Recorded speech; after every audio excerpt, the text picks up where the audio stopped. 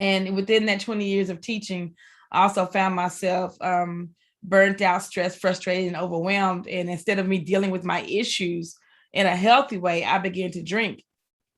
And I drank for 2 decades. It progressed over time. I started out social drinking like the average person, maybe a cooler here and there, then the sweet frou-frou drinks. And then I started taking shots and, then drinking straight. And then all of a sudden, I blinked. I don't even remember when I crossed the line to into the realm of alcoholism, but I found myself in rehab March of 2019. And while I was there, I was given the gift of knowledge and was told that I have a disease of alcoholism. And that gave me freedom, because now I know that this issue I was dealing with, thinking it was me this entire time, like a weakness of mine or a lack of effort or whatever it was, and internalizing all of that guilt and shame and resentment, it was something else that was outside of me, within me, that I can't control, but it gave me an opportunity to treat it. So I started that journey, and actually officially today is 902 days of sobriety. Didn't think that would be possible because I drank for 2 decades. Family life is amazing. Career life is awesome. Like I said, I resigned. So now I'm working on building up coaching and speaking engagements to tell my story to speaking and to help teachers understand and implement self-care so they don't burn out and they don't stress out and turn to unhealthy ways like I did. So that's what's going on right now, Terrain. And as far as coming up, I'm excited. I already know that the program I'm building up and the people I'm working with and are supporting me, it's going to be huge. I'm going to be able to pour into people and give monetarily, time-wise, service.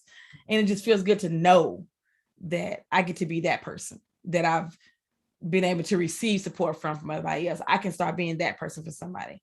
And I'm excited about that. It's going to be awesome.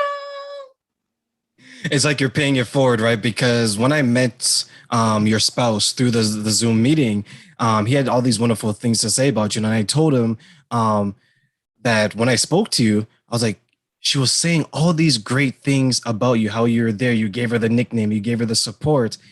And I love seeing that because you mentioned 30 years, beautiful, beautiful accomplishment. Praise God. And you're doing that for someone else. Like, how important is it to give to others what so many people around you gave to you when you're going through your situation?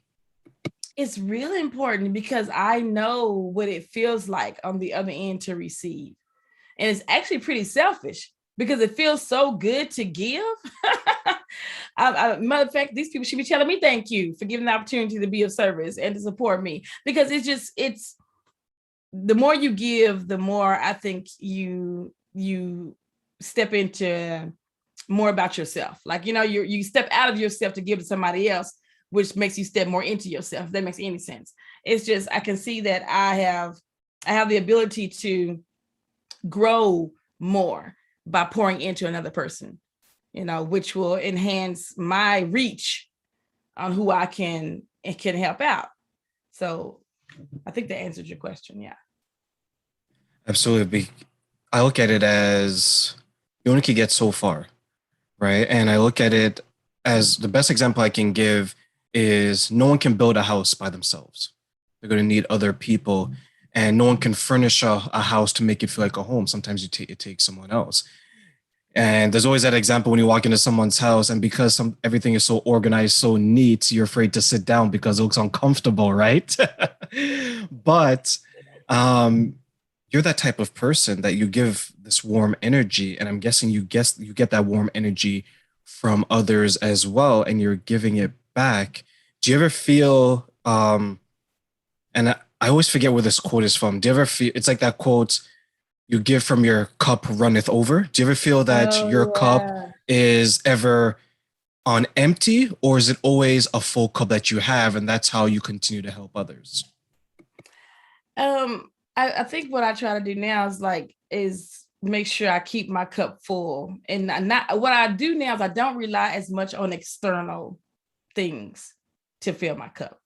I'm grateful for the people's support and their encouragement and everything else, but I don't rely on it, because contrary to what you said, you can build a house by yourself. You can, but it would be hard as hell. Like, you'd be building a house and It won't be easy, it'll take you a long time. But when you consciously choose to allow yourself to receive that support, you're keeping your own cup full. You know, it's a choice to be able to say, I receive.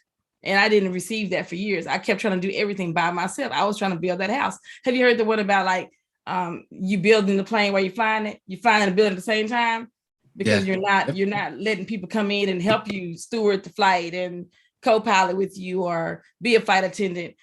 So people who are miserable, people I think that who choose to stay in that pain, once they realize it's a choice, then they can choose differently. So I choose to keep my own cup full by pouring into myself and allowing myself to be poured into. Do you think sometimes that's hard for people in general? And is it less difficult for you today, knowing what you know and the experience that you have? I think it's hard for people in general because they don't know. They don't know that it's possible, or they haven't tried it out to see how easy it really is. Once you surrender enough, once I started surrendering enough and just letting people help, and asking for help.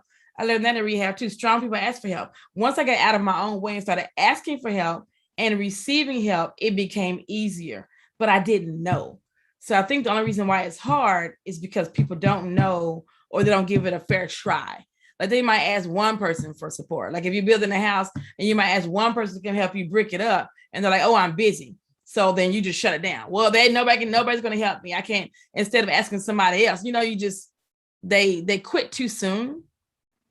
And instead of you just keep asking and keep showing up. And next thing you know, you don't need as much external. It's a choice to want it, but you don't need it because you can I pour my own cup. I try to every day. And it's challenging. Nothing's perfect. But when I know that my mind is mine alone, it's the only thing I can control, I can choose to pour into my cup or empty it out, but it's still a choice.